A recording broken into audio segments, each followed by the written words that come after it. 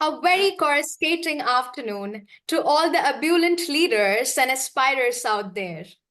I am Shreya Mohanty, a student outreach ambassador from DV Public School Unit 8, and I am elated to once again welcome you with open arms to our very own perpetuous podcast named Voices, where we outshine as the wind beneath your wings by bestowing upon you the words of wisdom and insight, along with the pearls of experience of the distinguished dignitaries from enormous universities, schools, colleges, and institutions who fan the fire in us to break all the human limitations.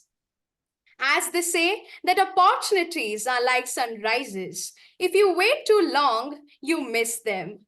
So, the much awaited moment has finally arrived at your doors. And with an exhilarating heart, it's a matter of benign courtesy for me to share this respectable platform with Sir Mr. Deepu Krishna, Head Outreach and Admissions, BITS Law School. Warm greetings of the day, sir. We extend a wholehearted red carpet welcome to this invigorating podcast. As we all know that the young and curious minds are now looking for exposure to discover the magic hidden beneath their core self. Thereby, what opportunities exist for hands-on experience, such as internships, externships, or clinics within the law program afford in the new age universities. So please Uh, go. yeah, first of all, thank you so much. It is such a great experience to listen to students, using Shashi Tharoor vocab. So I remember, I was someone who used to do the same during my schooling, and many teachers did not appreciate it. They were like, "No, no, don't do that. It's not a good practice." But then there was this English teacher of mine. She was the one who mentored me, and she said, "No, vocabulary and language is very good, and that is something which is going to pave way for you ahead." And when I joined law school, believe me, that is something which really helped me a lot. So I get very impressed when I see students like Shreya delivering a stellar speech at the very beginning, and my mood goes into a 3D mode, and I'm like, wow. So great, Shreya, and let's begin with your question. And the answer to this question is very simple. Gone are the days when it was all about you sitting in a classroom, a professor coming and delivering a lecture, and just moving out of the class. And then you, with your friends, go to the canteen, have chai, go back. And then comes the examination month of January to March when you are studying, when you are having those sleepless nights. Today, learning has become something which is more about experiencing, about understanding that what you are learning is also something which is practical in nature, for which internships, articleships, on-field visits, etc., have become so very important at the graduation level itself. Thankfully, I have to say this, that I joined law in the year 2001, and when I joined, I was very happy that internships were something which I was exposed to during my law school life. And when my friends who were doing a BCom or BBA were not having any kind of experience during those days about these things, they were giving, as I said, they were following the rhetoric. But then that is something which literally helped me understand the profession better, about how, for example, if I was sitting in a law school, all I could understand was a professor coming and telling me that, okay, this is how civil procedure code works, and we were very impressed. But by the time we will reach the court, we have to understand that civil procedure code is in book, but how does the code work? How does a file move from one desk to another? What are the affidavits which have to be attached? And that is something which we learn during internships. So what good universities, or the universities which really want to I'll tell you, there are many kinds of universities. One which just want a crowd and then they shell out, students after students. The other universities are the ones who want their students to be brand ambassadors, who would move into the society and create an image of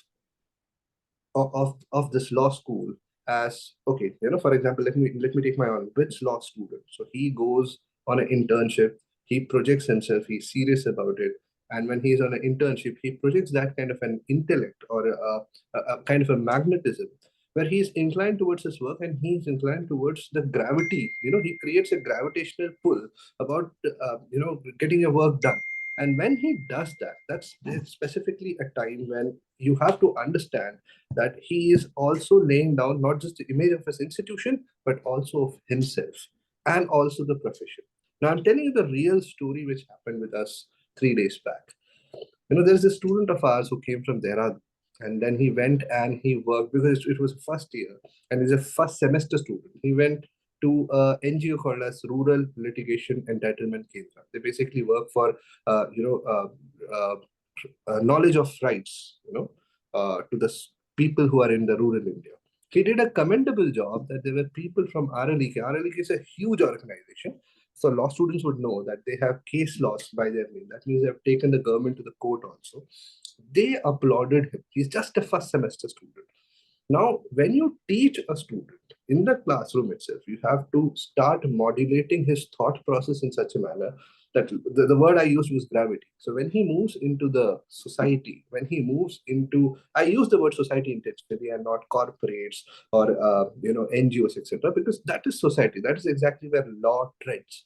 So when he moves into the society, he's able to create that image of not just himself of institution but also of the profession, which is very, very important. And that's exactly where law suffered. So I was seeing this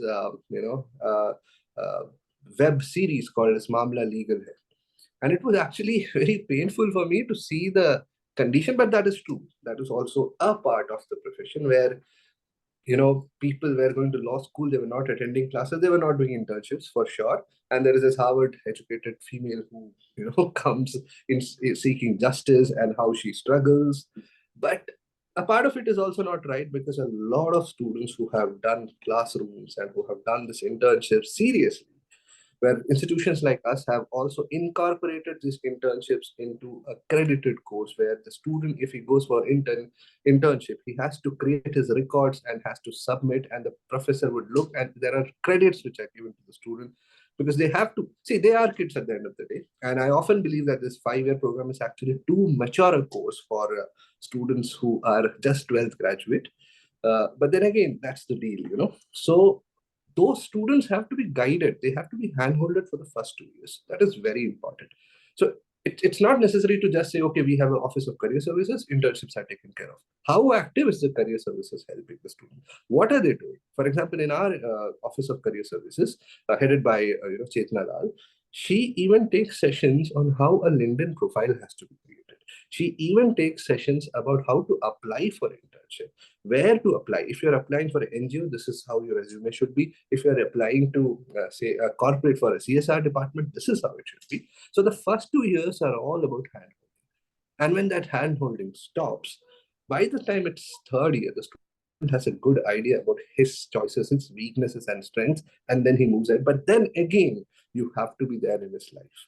You have to tell him certain things which matter, for which the professors also join the entire campaign. So that's how law school is more about a family, because I am still connected to my professors, believe me, because if I don't get something, some logic in law, I would call them and ask. So the great Ram Jethmalani once said that in law, if you're a student once, you remain a student always. And that's what I believe in. So there are points which I still don't get, and I call them and I said, I want to take this class as a student. Can you just help me? And then they come out with some stellar replies, and I'm like, wow. So that relationship is what your question was all about, and that relationship is very important. The law school which takes this relationship seriously is the law school where a student should go. Thank you, sir. I would move forward, as you said, that 21st century is the century where science and technology are the ruling emperors, or I can say that skill-based learning is the ruling emperor. So, what skills are essential for success in law school and overall a legal career? Excellent question, Shreya. And I would want to say that there were so many skills which I used to talk about some years before, but some have been now added. One of which I'll start from the basic, which I even keep pushing my son. So I go to his school and I also talk to his teacher and say, I just want his language to be good, his communication to be good. If Communication. he's not scoring in max, I'm not very worried. I'm like, make sure he's able to communicate, he's able to write, he's able to draft, he's able to express himself. And that is one thing which every student has to be good at. And Shreya, you are good at it, because the way you started, that's where I was so impressed. And that's exactly how you should be, because see, you can get a package of around few lakh rupees, and then you get a chair to sit there and work with a laptop. But you are still that laptop chair if you are not conversing with people. You create an idea and you give it to a manager who's very well spoken. He goes and puts across this idea, right? So Absolutely. whose idea is it? It's your idea, but he's able to communicate it properly. So communication skill is the basic. Every student listening to this has to take it seriously. And I'll tell you a very classic example. So there is this phone, right? We all are crazy about iPhone, the MacBooks, etc. You know who's the brain behind it? It's not Steve Jobs. It was Steve Wozniak, the engineering brain behind it and the friend of Steve Jobs. He was the one who used to create all these things. But did you know his name? People rarely know him. He's a genius. Who knows and who is known? Steve Jobs, because the way he used to come and present, communicate to people is something which is the most important. And believe me, that is what matters. That is exactly what matters. People are crazy after Shah Rukh Khan. I don't find him a good actor. I find him a very stupid kind of a person who just does roles which are imaginary, except for few roles like Chak De, etc. But he is an exceptional orator. You listen to his lectures, you listen to the way he's very witty, the way he is able to connect the dots and present ideas.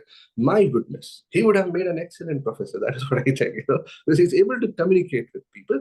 But then see, with his communication skills, he has reached, he has been given honorary PhDs. I don't know if he has got it or not, but yes, he's been given. And when he delivers the speech, we understand that no, he's intellectual also. You're getting it? So communication skill is very, very important. Second is analytical skills, which sadly the generation now is lacking. It's not reasoning or solving a logical reasoning problem, but then if someone puts across an idea in front of you, you should be able to analyze it. You should be able to not jump at conclusions, but take a back seat, calculate things, and then come out with your opinion. Don't jump to conclusions. Have an analytical brain. People are very curious when they see a detective series and they're like, wow, the way that person is thinking. But when it comes to themselves, they are often very ready to jump at conclusions, which is not the way it is done. You have to. Have you seen Sachin Tendulkar? Have you seen MS Dhoni? They never lose their cool. There are times when they also lose their cool. They are also humans. But have you seen they are always analyzing situations? They're always calculating. Look at their eyes. That's how leaders work. That's how problem solvers work. And that's one thing which is going to be very, very, very important for the coming generations. In interviews, okay, I always say that there is no job or there is no employment in this world which you can get unless and until you are not interviewed. Even if you become an entrepreneur, no one is going to put money into your pocket unless you are not able to communicate it and give analysis of what it is. You all see Shark Tank, right?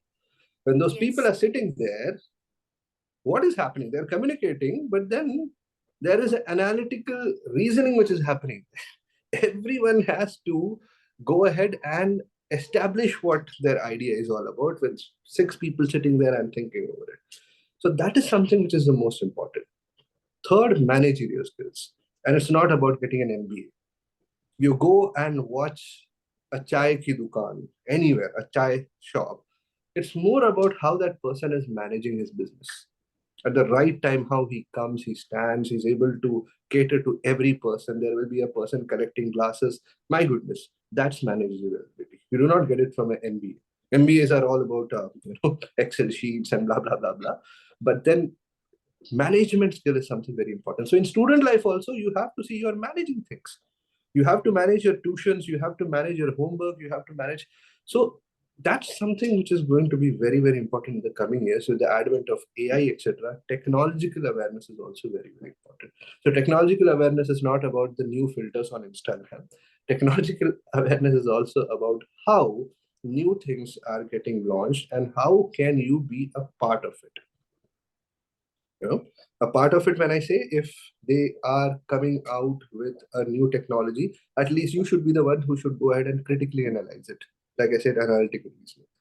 So you have a say in it. That's very important, for which you have to be updated with whatever is happening. So these are few skills which people don't talk about. One of which I think is very important is also financial literacy. That is not taught in school, and I'm very pained by it. That financial literacy is something right at the school level should be taught to a kid, so that when he's made an offer, when he graduates from a law school, he's able to understand ki at the end of the month how much money is going to be in his pocket and how much the government is going to eat. You will not understand this, but one day you will understand what I'm saying. So the taxes, how the returns are filed, these things should be taught at school level itself. So yeah. So, being a student of humanities background, what I've learned is students now are looking for more opportunities. Yeah. So, I would ask you, like, I am about to step into 12th grade and then I'd be into university. So, what factors should I consider when I'm choosing a law school to apply to? Yeah. I'll tell you something very specifically, Shreya. Law schools are just like medical schools. Very simple. It's a profession. So you may have a doctor in your neighborhood, but when you are not well, whom does your parent take you to? Do they take you to him? If he's not good, they won't. They'll take you to the best doctor, because what is so special about that doctor? You don't look at his degrees or etc. His diagnosis and the way he's able to treat, because he's professionally skilled.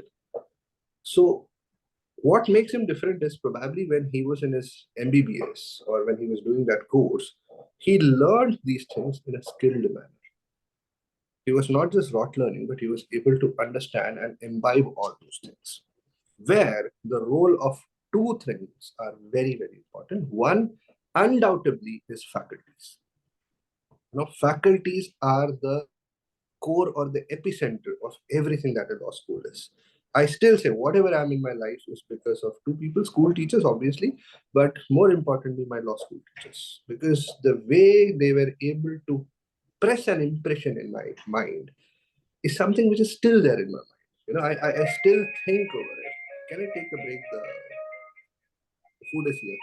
Supposed to reach early, but I don't know. Okay, so faculties. Yes. Faculties are very, very, very important in law school. So how do you check it? You go to the website. There might be people with LLM from abroad, but then also check for if these faculties have some YouTube videos. You know, attend those and see how they project, what they project, because law schools are very snooty when it comes to projecting their faculty. I don't know why, because law school faculties are the ones who should come out and speak on the current issues. Very simple, because judges will deliver justice, lawyers will argue, but it's the researchers who are in the law school who should speak what is true. Because they are constantly coming out, or they are constantly manufacturing this law students. So that is one thing I feel, that it should be a research by a student of law. They should research and they should try to find out that are these faculties somewhere. For example, it's not just about names. How do they teach? What is their projection? So if you see, good law schools have done that. You go to YouTube, there will be faculty lectures, knowledge sessions of these faculties on YouTube. You listen to them and then you feel wow. For example, that's what we have done. We have not marketed ourselves, we have not pushed hard. But if you go to YouTube, there are professors of which law school who are delivering lectures. One of which is very famous among students is by Professor Chinmay, where he's talking about the books a law student should read. Super impressive stuff. Super impressive stuff. And many students have watched it and they have sent emailers to us that great, these books really added to our preparation, because he talks about, even when you're preparing for law school, what you should read. Now think about that professor teaching. There are professors who are talking about sociology, of Bits Law. There are Bits Law professors whom I have arranged, where I'm paneling it, where what I've done is I have made sure that the confusion between BBA and BLLB is taken care of, where I have a BBA professor and I have a BALLB professor sitting and explaining that what are the course contents. See, this clarity is very important on part of professors. If you get such kind of a law school, I think that is one of your priorities. Second, and the most important, is check for libraries of law schools. Very important, because that's 60% of your law school life there. What are the resources they have? What are the online resources they have? What books are there? Are they accessible to you? These are those important things. And then obviously placements. See, if you are capable, you'll get placement. I can vouch for it. But then what kind of internship helps are they able to provide? What is their network? And are they singularly devoted on that law school, or is it just one of those courses which they're running? Is something which is important, and something which a student should very smartly and categorically try to understand. So moving on, I would like to know that when it comes to the IT sector or the medical sector, we are usually quite well known or aware of the opportunities that they offer. When it comes Hmm. to law, Hmm. somewhere we have that stereotypical mindset that maybe we are not sure of the opportunities that they have to offer. So, what opportunities exist for law students to get involved in advocacy or social justice initiatives? So I'll tell you something, Shreya. Every profession will face some or the other difficulty. You're talking about engineering, specifically IT. Believe me, uh, it is the most riskiest profession. You are an IT engineer, you never know when you're going to lose the job because of the AI. So Paytm chucked out a majority of their employees because what all those people were doing could have been done by a machine now, right? So things are happening like that. So law also has its problem. But then one thing that you have to understand is that it is a very human-centric profession. So a robot was called on in US to argue a case and he lost. Because I hope you know it's a true incident which happened in the Yes. US. Because here it's not mechanical in nature. The profession is dependent upon a very core thing, which is interpretation of a written word of law, which and convincing a human sitting in front of you that how the justice has to be delivered. That's why even Chat GPT is a major flop in the field of law. If you have seen, there are so many people who have used Chat GPT in law and have failed, because the answers which is coming out is properly not the even interpretation. If you want to use Chat GPT in law, you have to be proficient in English to type the right question for the right answer to come. Now, talking about it, the various professions where it is connected, believe me, there are new branches of law which are coming up every now and then. Branches of law like sports law, branches of law like space law, branches of law like entertainment law, branches of law like genetic law. So, wherever human being is thinking and trying to manufacture something, law would go there to regulate it. And that has been us humans, right? So, wherever someone comes out with an idea, there is always a different side to it. For example, for science, it is all about eureka movements, right? They live for eureka movements. So they come out. So MIT, you should Google this. MIT has come out with a research which by which what they have done now is they have made aging optional. Aging has been cured, not optional. Aging has been cured, and death has become optional. That means you now have an option to die. This is what science will do. But then there has to be someone who goes and tells them, "Hello, stop it.